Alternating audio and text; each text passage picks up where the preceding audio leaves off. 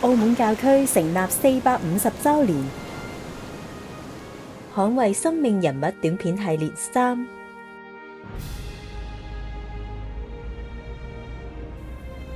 愛，讓生命成長。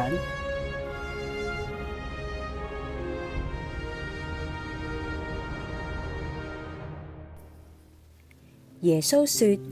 我來，卻是為叫他們獲得生命，且獲得更豐富的生命。每一個新生命嘅誕生，都渴望住一個充滿愛嘅成長空間。生命唔單止係單純咁樣生存，佢必須植根於文化，承托住世代相傳嘅教養、知識同埋傳統。呢份培育同埋塑造生命嘅使命，需要家庭、教會、堂區、學校同埋社會服務機構共同攜手，與人同行。喺過去澳門教區450年以嚟，天主不斷咁樣邀請人同佢合作，去一齊創造歷史，實現佢愛人同埋救贖萬民嘅計劃。20世紀初嘅澳門，戰火席捲華南，物資極度短缺，爛銅不斷咁樣湧入，生存係每日最沉重嘅課題。但有人以日復一日嘅堅持，將救濟變成一個承諾，唔單止係活落嚟，而係要好好咁樣長大。今日就等我哋循住一篇寫於嗰年嘅文字，返到戰時嘅澳門。嗰日，我同朋友走訪咗澳門幾處照顧小朋友同埋弱者嘅地方。戰火令到生活變得艱難，但係我哋都睇見咗一啲溫暖嘅角落。第一站係托兒所，院裏面有250餘名嘅小朋友，正係晚餐嘅時間。嗰啲小朋友低住頭喺度食飯，碗聲不斷。我企喺一邊睇住，心裏面好清楚，係咁樣嘅日子可以準時咁樣食到一餐飯，並唔係咁理所當然嘅事。跟住我哋嚟到白鴿巢嘅育嬰堂，呢度好安靜，空氣之中彌漫住淡淡嘅奶香，偶爾會傳嚟嬰兒輕輕嘅啼聲。一個個嘅小生命瞓喺小床上面，有一啲先出世咗10幾日，有一啲瞓得好香甜，而有啲就擘住佢哋明亮嘅眼睛。院長低聲咁樣同我哋講：戰爭令到物資越嚟越少啦，但係呢啲小朋友都係未來嘅主人翁，佢哋都肩負住一份使命啊！其後我哋走訪咗卑利拉街尾嘅殘廢院，同埋台山花地瑪姑娘堂，探望嗰啲喺艱難嘅環境裏面生活住嘅長者、爛童同埋婦女。最後一站係無原罪工藝學校，陳基慈神父一早已經喺學校嘅門口度等候，好似一位父親迎接要翻屋企嘅小朋友。呢度唔單止係一間學校，更加係800幾個小朋友嘅屋企。佢哋喺呢一度讀書、學做衫、學印刷。傍晚佢哋會圍坐喺一齊，分享一餐熱辣辣嘅晚餐。夜色漸深，我哋安靜咁樣離開啦。呢一日，我哋唔單止睇見咗戰爭留低嘅痕跡，亦都睇見愛係點樣令到生命可以繼續，令到希望發光。多年之後，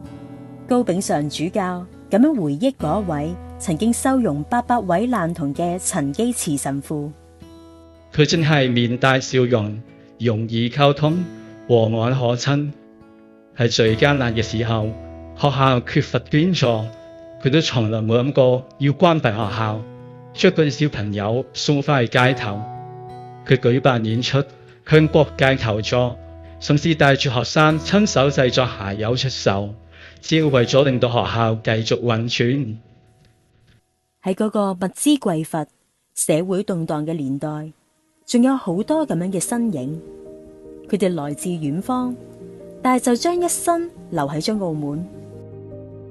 胡子怡神父由意大利嚟到澳門，走進九澳麻風村，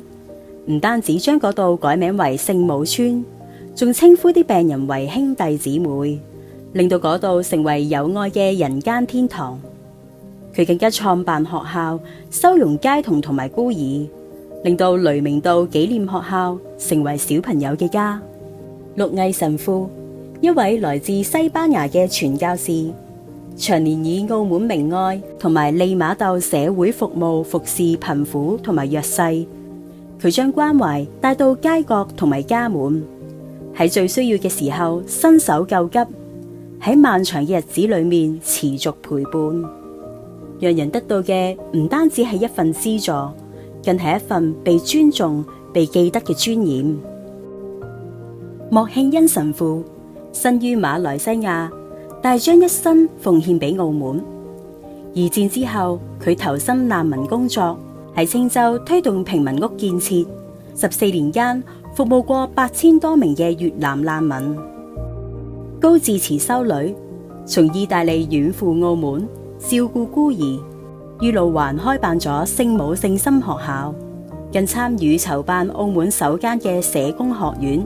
培育第一批本地專業人才。狄素珊修女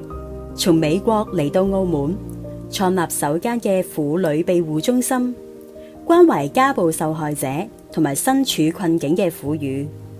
佢更加成立車縫小組，為單親媽媽提供就業機會，助佢哋重建生活同埋自信。佢一生為家暴法立法奔走，守護婦孺尊嚴。佢哋冇血緣，但就成為咗無數人嘅父親、母親、家人。喺動盪嘅年代裏面，以信仰為燈，以行動為路，令到小朋友有飯可食，有書可讀，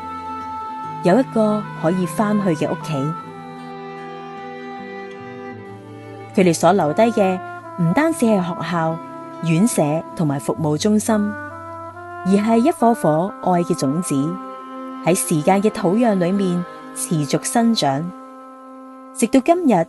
仍然喺呢一片嘅土地上面守護生命，照亮未來。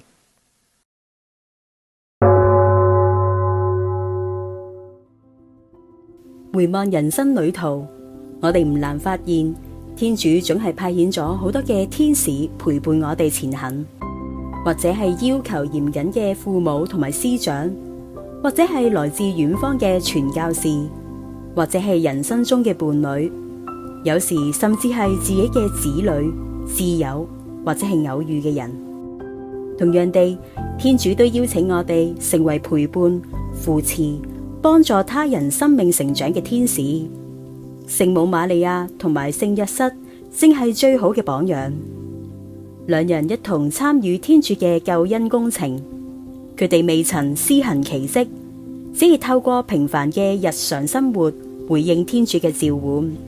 用心教養耶穌成長，成就佢嘅計劃。